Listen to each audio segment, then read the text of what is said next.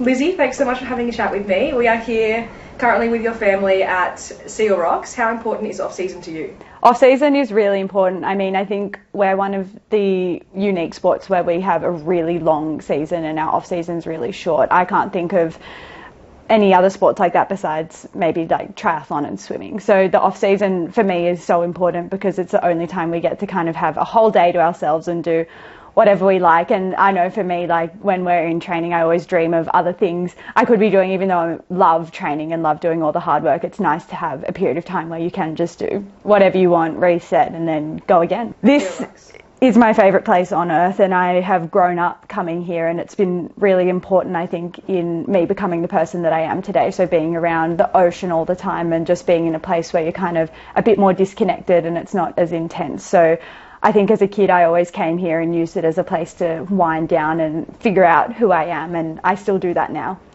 Arguably one of the best board paddlers in surf lifesaving history. How does that feel? I think I am the best board paddler to have never actually gotten any good results to be called the best board paddler, because I compare myself to, so Hannah Scully has won an Aussie title, Harriet Brown won Aussie titles, world titles, all these amazing things. Like there's a lot of board paddlers out there that have the results to back them up, but when I reflect on my board paddling career, I've won the occasional summer of surf race. My best Aussies result is actually second in the board race, and that was once when I was 16 and once like this season. So I've never actually won a Worlds or an Aussies outside of the Summer of Surf. Those are the only races that I've won. So I think that I love being called the best board paddler, but I'm the best board paddler to not have actually won like a big thing. But board paddling is what brought me kind of up. It kind of put my name in the limelight, I guess, when I first made the series and started racing in the Summer of Surf for the first time. My board leg was the only thing that allowed me to keep up with the older girls. And yeah, I when people say I'm the best board paddler in the world, I love hearing that, and it's a really nice feeling because I think I've put in a lot of hard work to obviously be a good board paddler, and board paddling is my favourite leg. Off the season with a bang in the Shaw and Partners Summer of Surf Hayden Kenny Classic. You started off winning the board and then you backed up and won the iron. Talk us through that iron race. Yeah, that was a crazy day. I remember our iron heats got postponed until the morning, so we had to cram them into the Saturday morning and then had all of our finals in the afternoon as well. So I just remember it being chaotic, and I wasn't expecting anything from it because the surf was so big. It was really like a lot of what was going to happen was out of our control. And then so going into the iron, I just won the board. Like I didn't feel heaps of pressure going into it because I already had a good day. Like I was able to win that race and stand on the podium, and I was stoked with that. So going into the iron, I just was thinking, let's just do my best race and see what happens. And I remember we all started, gun went, I was just focusing on what I was doing. I wasn't thinking about anybody else. And then all of a sudden I went over these two massive waves and I was out the back, and I remember thinking, I'm pretty sure I'm the only person out here.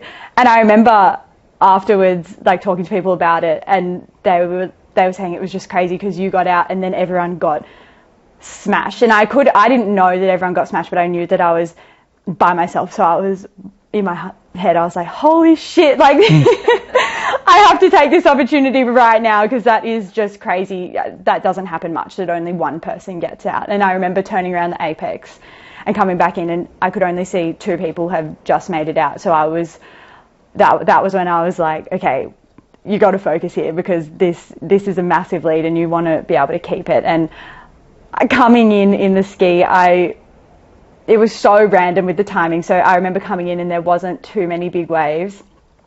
So I was just like, okay, go for it. Like, just see if you can hammer it in. And this massive wave was coming and I was right in the impact zone. And I just remember thinking, this is the worst timing. And then I did something I've never done in my entire life. I did a forward roll. So I grabbed my handles, grabbed my paddle, and just like kind of slid off and held onto my ski. And that was, for me, the only thing that was going to make me survive. If I had tried to catch the whitewash of that wave, I think I would have exploded. And if I had tried to twist it, I didn't have enough time to twist it around and hold it, because I think that's what I initially wanted to do. So then when I jumped off, I was like, the only thing I can do is just curl into a ball. And it went over, and then I got back on, and I could not believe that had worked, because I've never done that in training. I've never seen another person do that in the race. So I was actually kind of chuffed with myself that I had come up with this new thing. And then on the way in, I didn't get a single wave, not one body surfing wave. One broke on my head, and then all of the rest, I couldn't even get one broken. And I think 10 to 12 waves would have passed over me on the way swimming in, and I was sure that someone would have got a body wave on me. So I think I came into the swim thinking, oh, there's going to be someone in front of me. But I also remember thinking, board's last, if I'm close, then I'll still be in with a chance. And then I got up and Trent was saying, you're still in front, like, you've got to go. And I was just thinking, oh my God, like, this is amazing that this is happening. Kept on popping. I think I popped and fell off my board on one of them, and thinking like, oh my God, they're going to be catching you, like, paddle. And then once I got out the back, I just remember rating so hard and thinking to myself, like, make this your race. Like, you're still in front. Like, this is so important. Like, make this your race. The group behind me were pretty close, but I still remember Harriet saying, like, go Lizzie, when she passed me, which, like, gave me that little bit of extra energy for the end. And I love that about our sport, that even though we're competitors, we still all support each other as well. But coming into this final bit, this massive board wave came, and I remember pulling off it because I was so scared of nosediving and thinking, I can't nosedive now after making it this far. But then there were no waves after that wave, and I was like, oh my God, I think I've fucked it up here. Like, they're going to catch a wave on me and it's going to be a run up the beach. Like, missing this wave, I've ruined it. But I managed to get a little wave coming in, and I was so happy. You can see me smiling on the wave coming in, and I was like, just looked like a little kid. I was so happy. So good. I remember one of the commentators actually interviewed Jet Kenny, and he was like, you know, today's anyone's day. How does that make you feel? And Jet said, yes, it is anyone's day, but you still have to get yourself to be at that front of that race, or get yourself into that final, and that's what you did. You got yourself there, and then... Well, in ski, I think in that start, even though to a degree, yes, I was lucky that I got out, but I was the only one that attacked it. I think everyone else probably could have had the same opportunity of me, but maybe they were a bit hesitant, and I can't speak for anyone else, so I don't know, like, what happened, but yeah, I didn't hesitate at all, and just... You took that opportunity. Yeah. So we're going to actually watch the last bit of your race. Massey back there in fifth, but you can see there she's into a spot now where there's definitely water breaking. She's going to be able to get a lift here. She turns around, she's going to find the back strap, and she's going to play it as safe could be. And there we go, Brown, Woods and Halliday. Woods in second, Brown in third, Halliday in fourth. But to me, barring disaster, there is your champion with that big smile. She knows it too, Paulie. Talk us through, what does this feel like to take you out a 10,000 event and a feeling? It's something special, isn't it? It's one of the best in the sport, Duff. I can tell you right now, she is happy as can be. You can see the smile on the face. Look at that, Lizzie Welborn. You are the Ironwoman champion. As she gets off, high five to the handler. Trent on the beach there. She's all smiles, all high fives for the crowd as she grabs that Shaw and Partners Hayden Kenny Surf Classic banner. What an incredible victory for Lizzie Welborn. Absolutely, as we see the girls coming on through. That race was really special and really important to me for two main reasons. So the first one was, like, a lot had gone into that race, and I was in a funny point in kind of, I guess, my career at that point. So I hadn't won an open iron race since 2018, before this race, and I was 18 when that happened. It was my second year in the series. I won round one, which was one of the most insane days of my life and career, and then I hadn't won a single race since then. And that, I had won some, like, age group races, but not an open race, and this season was my 8th year competing as an open competitor. So that's a long time between drinks, I'd say. But also for me personally, a lot of my career has been spent figuring out how to deal with not winning. So growing up, I used to put a lot of pressure on myself to win, because I used to win a lot of age group races and then made the series so young. So winning became so important to me, or I put a lot of pressure on myself to win. And then not having won a big race in such a long time, the kind of longer it went on, the more pressure I was putting on myself. And in 2020, I had the greatest season of my career so far. I got third in the Iron Series, got second in the Shaw and Partners Shannon Eckstein race, which was, like, that was such a cool season for me, but I still hadn't won anything, and my goal going into that season was to try and win a race, because all I dream of is holding that banner above my head when I cross over the line. And then the season after that, was the worst season of my career. I got sick and a lot happened. It was when we had to train through lockdown, and that was just a really intense season for me, and I didn't race well at all, and fell out of the series for the first time since I made it, and just, a lot went wrong. So coming into this season, I was more determined than anything to prove myself and to try and win a race again. And I remember just before this, there had been the Nutrigrain trial, so I went into that, I was thinking, if I'm going to win a race, like surely I'll be able to win one at the trial, and that'll help me get that feeling back, because I'll be racing all the best girls that are trying to make the series. And I didn't win a race at the trial. I actually my goal was to win the trial, and I didn't win it, and it's not a big deal because it's just the top whoever that qualify for it. But after the trial, I was really rattled that I still couldn't even win something there.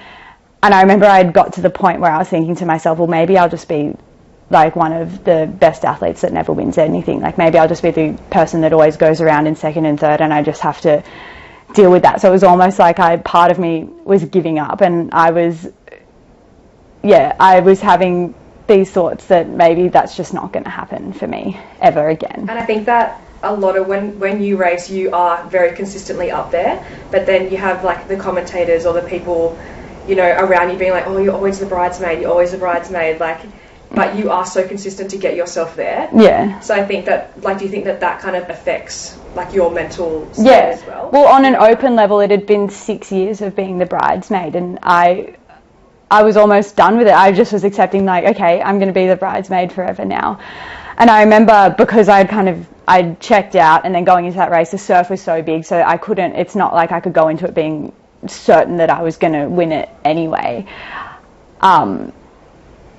And then I won it. So it was just this massive turnaround, and I could not believe that I had finally been able to put myself in that position again where I could finally win a big race on the big stage. And the Summer of Surf has become such the events are so important in our calendar, and they are some of the biggest races in our calendar. And then to go from feeling like that to then win something was just, I could not believe it, which is why I think I was smiling so much coming down that wave into winning that race, because I was so over the moon that I'd kind of broken, not that I wouldn't call it broken a curse, but I had proven to myself that I can win. I don't have to be the bridesmaid. Like I am good enough to do that. Just so happy, because I was so happy with where I was at with that season just as it is, and there was still so much of the season to go. But for the Summer of Surf, because you had brought in the jackpots, I remember thinking, so I won the board, I won the iron, there's 2 10,000s left, I have 4 chances to win a jackpot, and that was more than any other competitor who had competed. So I started to think a lot about the jackpot and how cool it would be to win a jackpot, and that kind of, even though it was so exciting, it definitely weighed a bit on me. And then coming into the doubleheader, that was all I could think about. And I think it definitely did affect my racing a little bit. So on the first day, I was in the board and the iron final, had a shocker in the board. You won, which was very exciting to see.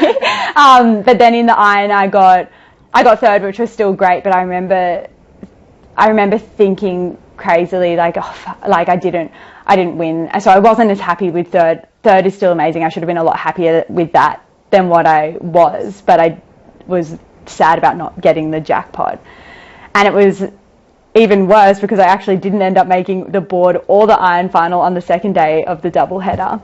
So I think the pressure of the jackpot just it caused me to not race at my best. So yeah, even though the season started really well, I'm still so proud of how the season turned out. I mean, I got second in the Summer of Surf series and the Nutrigrain series, so it doesn't get much better than that. But I did start to put a bit more pressure on myself again, especially with the jackpots. What's your biggest fear as an athlete? I think for me, my biggest fear is that I am going to leave the sport not having achieved what I want to achieve. I mean, if I, for some reason, had to leave the sport right now, I would be really proud of what I've achieved and what I've done in the sport and what the sport has given me. But I think in the long term, my biggest fear is, not reaching the goals that I have or the big dreams that I have in sport, because there's still a that I want to achieve. And sometimes there's that voice in the back of my head thinking, like, will you get there? Like, will you get to that point where you will achieve everything that you want? And a lot of athletes don't. A lot of athletes do finish their careers, I guess, not having achieved everything that they want, and it's so unknown, especially in our sport where you can do all the work, but you've got to deal with waves and conditions, and there is so much that's out of our control. So yeah, I'd say that's my biggest fear. What has been your biggest setback? For me, my biggest setback has definitely been dealing with pressure. So, I mean, like, I've been in the sport for 8 years now, so there's a lot of setbacks that an athlete deals. I mean, I feel like every season, every athlete goes through some sort of setback. But for me, the biggest one has definitely been dealing with pressure. And this was more of an issue when I was younger, but it's still been something that I've had to learn to deal with as I've gotten older. So when I was younger, like, I made the Nutri-Grain series at 16. I was a young athlete competing at this really high level, and I was getting a lot of attention, and then I was also doing really well in all my age group racing as well. So I was undefeated in the board and the iron race in under 17s and under 19s at Aussie. So I was winning a lot of races quite consistently, but I started to think that if I wanted to keep on getting this attention and this praise, I had to keep on winning all the time. So for me, putting pressure on myself to try and win became something that I found really hard to deal with. And I remember getting to the end of second year 19s, and I wanted to go back to back in the board and the iron, and leading up into that Aussies, I was putting so much pressure on myself to win those races, and it was crazy. And I still managed to race okay, but then as I got into open racing and definitely wasn't winning as consistently, but not even, like, just wasn't competing as consistently as I was when I was younger, that took a long time for me to be okay with. And I mean, I was racing all the best iron women in the country and in the world, so obviously it's so hard at an open level to compete consistently, period. But coming out of age group, that took me a long time to realise and a long time to understand. And then I spoke about it earlier. I had a massive break between winning an open iron woman before I won my next one, and in that period I wasn't necessarily putting pressure on myself to win, but I just wanted to win something so bad. So dealing with that disappointment of having another season go by and not having won a big race, which was my goal. So I think dealing with that pressure and that I guess disappointment of not winning stuff has been one of the biggest obstacles I've had to overcome, and it's still something that I deal with now. I think it's really hard to be perfect at that stuff, but I'm still working on it, and it's something that I'm still dealing with now. How are you dealing with that now than you were back then? Like, what are you doing differently? I think a lot less crying. Yeah, when I was younger, I would just get so emotional and would just cry all the time because I was putting so much pressure on myself. But now I can definitely deal with it in a much less of an emotional way. But it can still get in the way of your racing. I mean, I spoke about it when the jackpot came into play, and I was putting pressure on myself to want to win another race so I could win that jackpot. I mean, I wasn't getting emotional and crying about that, but it was something that got in the way of me doing my best race. So now I can see it a bit more, and I know when it's happening. But yeah, it definitely, when I was younger, it was a big emotional thing that I had to deal with. Everyone knows you as a bright, bubbly girl. I know you as that. I know you very well. I absolutely adore you. No, stop it. So what do you wish people knew about you? That's a good question. I think I'm pretty honest with who I am, and people can see like who I am as a person. But I guess like with every athlete, there's a lot that goes on behind the scenes, and I could talk a lot about how I am at training and how training's hard, and it's not all sunshine and rainbows. But I guess for me, the thing that comes to my mind is how much I genuinely am so passionate about this sport. And yes, I'm good at it and have been racing at it for a long time, but outside of that, I love this sport so much for what it is and the community that it brings, and just how good our sport is. And for my whole life, I've just wanted this sport to be as good and as big as it possibly be. So when I made the series, I like to kind of think it was when I made the Nutri-Grain series, it was the last perfect season before things started to go downhill. So in my second season, it was when the Nutri-Grain series was reduced to just a 3-day weekend, and that was it. There was one weekend of the Nutri-Grain series, and then after that it went down to Ocean 6 series, and that became the Nutri-Grain series as well. And so when I'd first made the series, my dream had come true and I was competing at the highest level, and I was so young and I was so excited that I was now got to do this for my whole life. But then it was also as the sport started to crumble, so it was like I just started living my dream, but I could see that the sport was on its decline. And credit to our sport that we did, I know that everyone did the best that they could, and I want everyone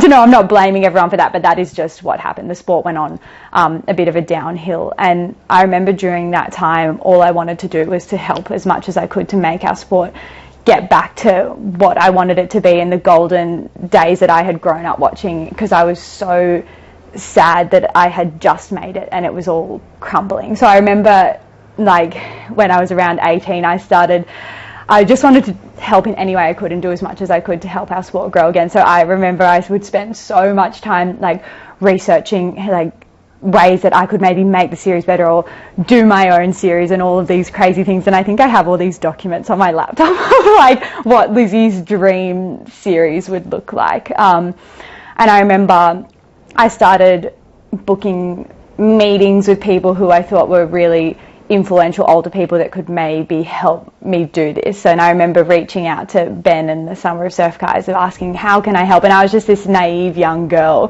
who really didn't know what was going on, but I wanted to try and do as much as I could, and I wasn't afraid to talk to older people about what I wanted to see our sport become and how I was sad that I just wanted it to be back to where it was. And then like this I've been doing my whole life. I remember the year where INX came into play, and there was a lot of drama around what the future of the sport was going to look like, because for a moment there we were in this scary point where the whole nature of iron person racing may have been about to change by adding SUP and CrossFit into it. And I remember I had booked a meeting with the guys at SLSA before that year had started, because I wanted to again ask how I could help. How can we try and make our sport great again, because it's really not in a good place right now. And I remember at that meeting they told me, well, this is what we've got planned. We're going to do CrossFit and SUP paddling in the sport. And I remember sitting in front of these two like big boss SLSA people, and I just started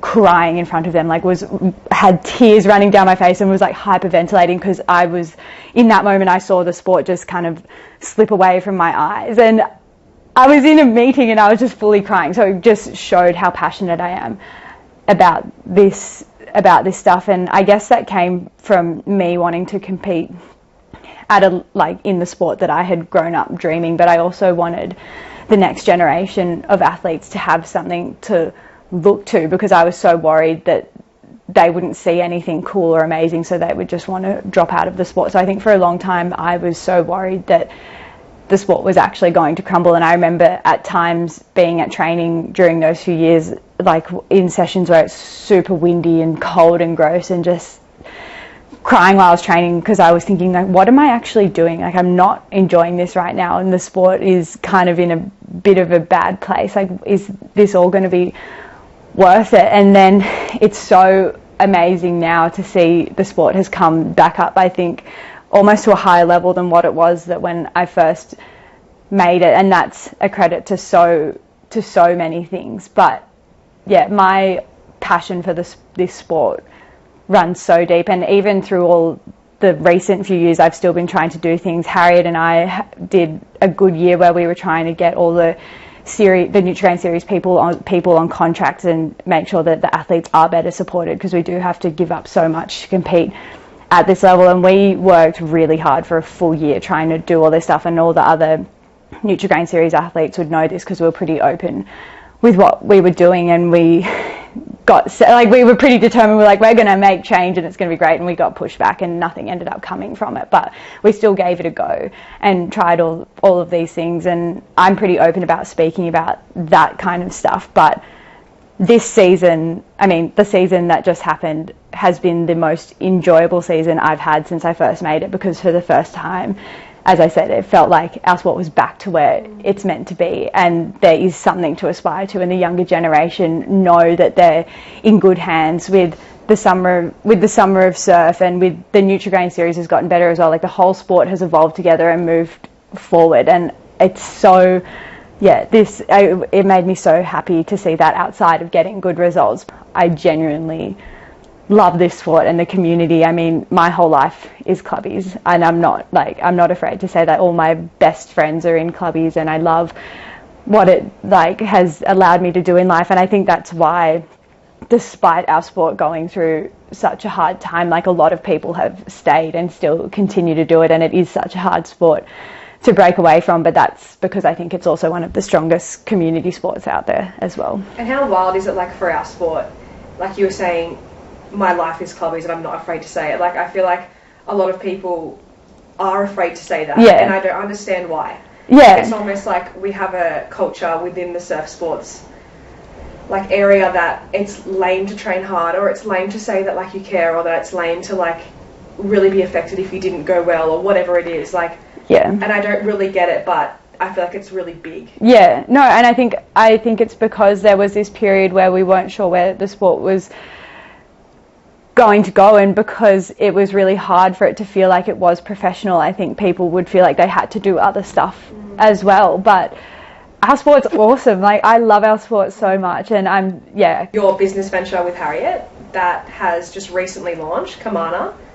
Talk through that. So Harriet and I have been working hard over the past 2 years to create Kamana Community, and it's a program for young female athletes where we take them through a series of workshops to help build their confidence and help them reach their potential as an athlete by speaking about topics that aren't spoken about enough when we're young athletes. So our workshops are body image, nutrition, menstrual health, and performance mindset. And there's been a lot of things throughout my time being a young athlete that have helped inspire this, but I guess the biggest one for me was that when I went through a massive period of time where I was really unhappy with my own body image and didn't speak kindly about myself, and ended up not eating enough and was under fueling, and had this really negative, I guess, a whole negative year or negative season of just doing the wrong thing because I was putting too much pressure on myself to look a certain way. And that's something that I reckon athletes deal with at some point. But in that time when I was going through it, I felt so alone, and I didn't know how to talk about it. I didn't feel like there was anyone I could talk about it to. And when I came out of that time, I just remember thinking, I don't want any other young athlete to feel like that. And I think it's a massive barrier to female athletes staying in sport as well. And Harriet, being one of my closest friends at the time, I was speaking to her about that, and at the same time she'd done all this amazing research on menstrual health in female athletes and how important that was. And I guess all of these things happened at the same time, and we just combined our knowledge to want to create this program so that we can share these stories and share this knowledge with the next generation, so that we can see them stay in sport and enjoy sport and not be confident, because there's a big lack of confidence in especially female athletes, especially in our sport, when we have to wear swimwear and our body is on show and there's a lot going on, and a lot of people feel like they can't talk about it. So that's something that we want to see change in our sport, and then other sports as well. I mean, any sport can use our workshops and take the athletes through that program, and we're really excited to see. And what's next for you? Well, I really wanted to win that car in the Summer of Surf Series last year. Not gonna lie. And Courts did so well to fly under the radar the whole time. It was intense. So I remember sitting with you. Yeah, we were sitting together, and I was counting points, trying to calculate it the whole time. Incorrectly. I did. And you went. Sorry, Tiani. No. This is so embarrassing, but it actually, probably to Tiani's credit, does deserve that. So. This is an embarrassing story for me, but it's so embarrassing. But I had because I didn't make the last round of the Summer of Surf, so I was forced to sit on the sidelines and just pray that the points all went in my favour. And I remember I had the list of the top 7 or 8 that I thought could win it, and I was calculating points in my head to see if I could still manage to just scrape in on top. And after the race had finished, I calculated that Tiani Massey had won, and I went up to her and I said, "Oh, like I've done some points in my head, and I think that you've won." And thank God, she is like the most humble, beautiful person that she is. And she was saying, "Oh." She was like, "I'm just going to wait until the points come out." Like, she's like, "I don't believe you. I'm just going to wait." I think then you went back to the tent and told her mum, and then her mum started. Well, her mum was there, and her mum was so excited for Tiani. Oh, this is such a horrible story. Honestly, but when you had told me that too, I went straight up to her, hugged her, picked her up, like, I know. Around. Oh. I was like, Tiani, you won! Like, what? And then Ty announces on the point score and says, like, Tiani in third, Lizzie in second, and Courtney won, and everyone was just thinking, what? And even Courtney was like, what? Like, did I actually just win?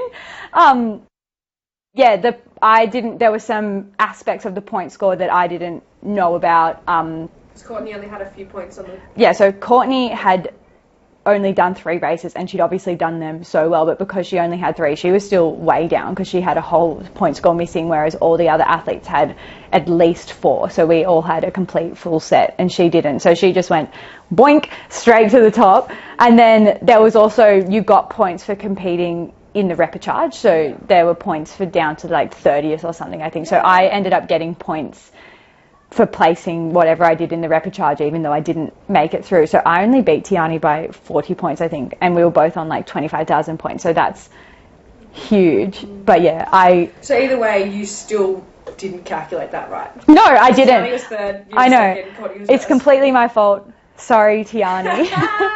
I felt so bad after that, and I'm so embarrassed that this story is going to spread everywhere now. But yeah, But also... I really wanted the car. And because I thought it was so cool that there was a car up for grabs. I mean, I don't know if there used to be that in our sport, but there hadn't since I'd been competing professionally. And after I'd won the Hayden Kenny Classic, I was obviously in a good position to try and do that. And I remember thinking about the car and like thinking how cool it would be to win that. So and Courtney obviously deserved it. I mean, the race that she did in that last race was wild. So cool. But yeah, if there's a car up for grabs next season, I will be going for it. That's what's next. Amazing. Anything else you want to say? Thank you. Thank you. First person. Yay! That was good. That was epic. I don't know if I can share that story.